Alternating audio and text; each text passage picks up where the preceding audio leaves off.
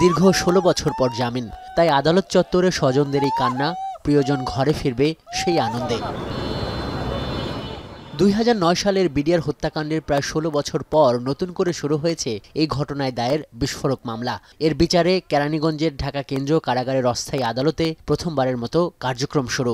জনাকীর্ণ আদালতে শুরুতেই আসামি ও রাষ্ট্রপক্ষের মধ্যে বিতর্ক, ঘটনার তদন্তে স্বাধীন কমিশন হওয়ার পর সাক্ষ্য গ্রহণ চলতে পারে কিনা তা নিয়েই। অবশেষে দুই পক্ষের ঐক্যমত্যে আদালতের সিদ্ধান্তে শুরু হয় সাক্ষীর জবানবন্দির রেকর্ড। পিলখানা ট্র্যাজেডি থেকে বেঁচে ফেরা অবসরপ্রাপ্ত মেজর সৈয়দ মোহাম্মদ আবু ইউসুফ ইকবালের সাক্ষ্য গ্রহণ শেষে জেরা করেন আসামি পক্ষের আইনজীবী। টানা ২ ঘণ্টা ধরে চলা সাক্ষীর রেকর্ড এবং জেরা শেষে শুরু হয় বহুল কাঙ্ক্ষিত এই মামলার আসামিদের জামিন শুনানি। আসামি পক্ষের আইনজীবীরা প্রায় ১০টি আবেদনের মাধ্যমে এই মামলার প্রায় ৪০০ আসামির জামিন চান।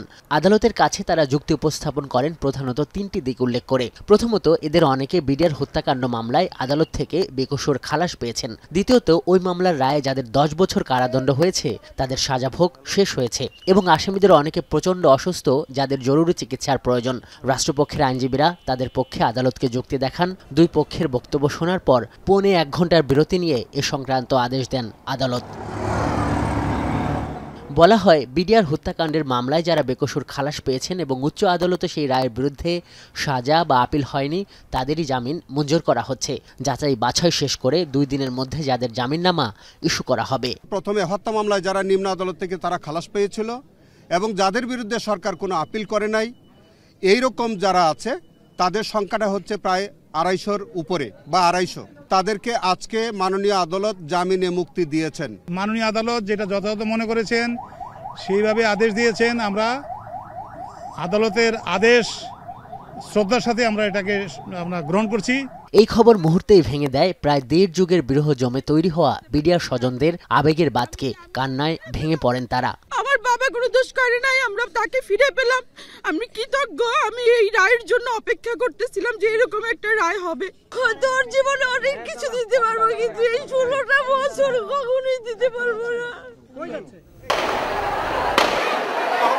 ২০০৯ সালে ২৫ ও ২৬ ফেব্রুয়ারি তৎকালীন বিডিআর সদর দপ্তরে বিপদগামী বিডিআর সদস্যদের হাতে হত্যার শিকার হন ৫৭ সেনা কর্মকর্তা সহ ৭৪ জন।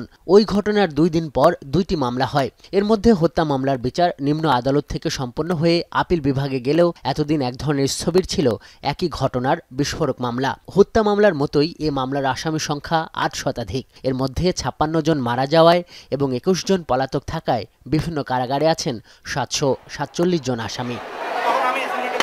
কেরানীগঞ্জে এই ঢাকা কেন্দ্রীয় কারাগারের অভ্যন্তরের অস্থায়ী আদালত থেকে বিডিআর হত্যাকাণ্ডের একটি মামলায় উল্লেখযোগ্য সংখ্যক আসামির জামিন মঞ্জুরকে ন্যায় বিচার এবং মানবাধিকারের প্রশ্নে বিশেষভাবে দেখছেন সব পক্ষ।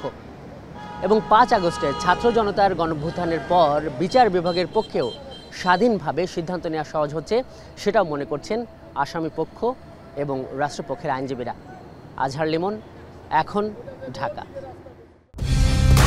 কালার এক্সপার্ট, জর্জ স্যাপ এবং মাইল্ড অন হ্যান্ডস টেকনোলজি সমৃদ্ধ অরিক্স ক্রিস্টাল ওয়াশ আপনার লন্ড্রি এক্সপার্ট।